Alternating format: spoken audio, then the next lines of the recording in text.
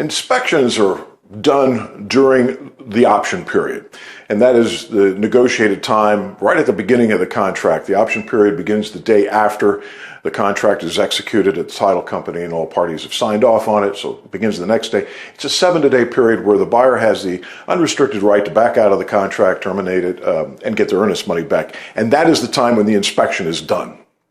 So inspections cause tension, anxiety, and you want an inspector who's referred to you by someone you trust, like hopefully your realtor or your broker. You want to get an inspector who is reasonable, that knows the codes, is up to date, works all the time, doesn't do it part-time. And again, the bottom line is reasonable. So I have a list of inspection items that you may expect from an inspection.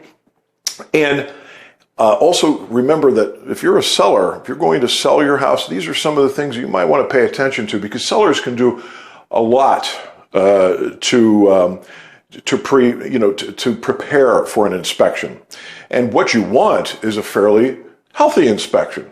You want maybe the inspector to not find any kind of really onerous, huge faults in the property and the houses specifically. So here are some of the things that inspectors will find, and a good inspector will find all of the defects, shall we say, of a house.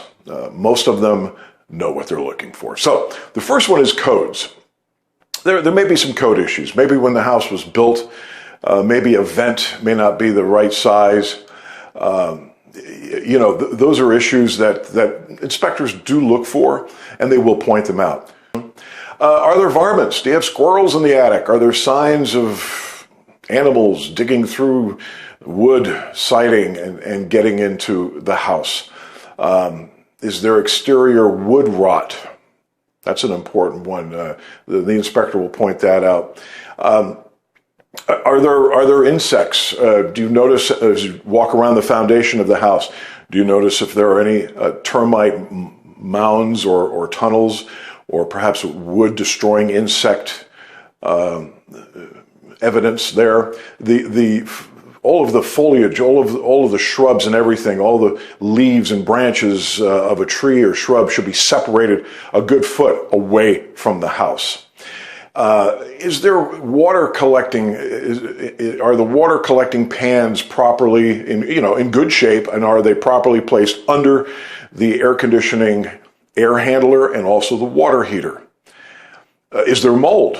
Do you know of any mold in the house that you can remediate before the inspection? That's a good idea. Check behind refrigerators. Oftentimes the water feed for the ice maker may have a little bit of mold around it. You want to get rid of that.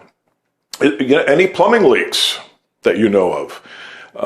Certainly, I know this. Inspectors will point out all the plumbing leaks and issues.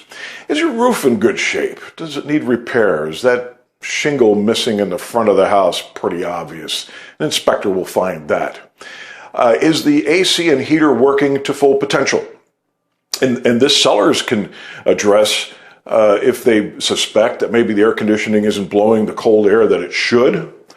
And an easy just stop by maintenance from an air conditioning company will help you out and save you money down the road, because inspectors will check the AC and they will check the heater if the weather is proper. Otherwise, if it's way too hot out there, they may not check the heater, and if it's way too cold outside, they may not fully check the AC, but typically they do check the AC and the heater. So you want to make sure both of those systems are in good shape. Screens, are they missing? Do they need to be repaired?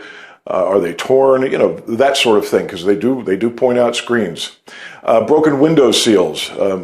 Most homes built recently have double pane windows, and they have an inert gas in between the window pane, the window glass itself, and that's sealed. And sometimes that seal pops and it gets cloudy on the inside, if you will, of the window. So you want to make sure that all your windows are in good shape, and repair them as needed. Also, any suspected foundation issues will be pointed out by your typical home inspector. If the home inspector does point out maybe cracks in the wall, maybe tile on the floor, if they suspect that there are foundation issues, then what you want to do is get a foundation inspector in and have them take a look at the foundation and go from there and see what their judgment is. And again, if you're thinking about putting your house up for sale, this is something you ought to get on because it's a big pricey issue and it could be something scary enough to drive away your buyer. And buyers, beware, of course, about inspection of slabs and foundations. Shoddy cellar repairs, the old do-it-yourself repairs that sometimes we find in homes. They have to be done right, and if they're not, the inspector will point them out. Also, undisclosed issues that the seller may know about and not disclose, but they're found by the inspector. Many times an inspector will, and I always attend inspections for my clients. Many times the inspector will point out that, the seller should have known about this. And the fact that they didn't report it and in the seller's disclosure, that's kind of a red flag that the seller is being less than honest. Those are just a few of the things you can expect on the buyer side and the seller side from inspections. And remember, an inspection list does not always equal a repair list. It doesn't mean that everything has to be done. But as a seller, you can certainly prepare for the inspection by doing some of the more obvious repairs and maintenance of your property. And also on the buyer's side, these are all important points, but which ones do you think are very, very important to ask the seller to do at the seller's expense before closing to repair? And usually the repair amendment includes hazardous and health repairs. So health issues and hazard issues are probably the most important things. That stair railings that are loose, that sort of thing is a hazard. The air conditioning not working correctly and the heater not working, it's more of a health issue. But all of those are fairly important. And if I were you on the buyer side, I would certainly require those important repairs to be addressed by the seller.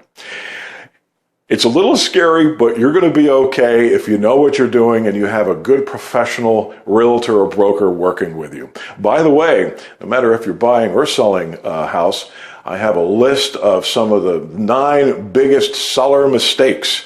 All you have to do is go to mytexasrealestate.com, and that's the 9 biggest seller mistakes. Click on there and you'll get that very valuable list of some of the things sellers do that are just wrong. I'm Cliff Hahn, broker owner of Hahn Real Estate, serving all of Central Texas and the greater Austin area, where it's always time to buy Texas.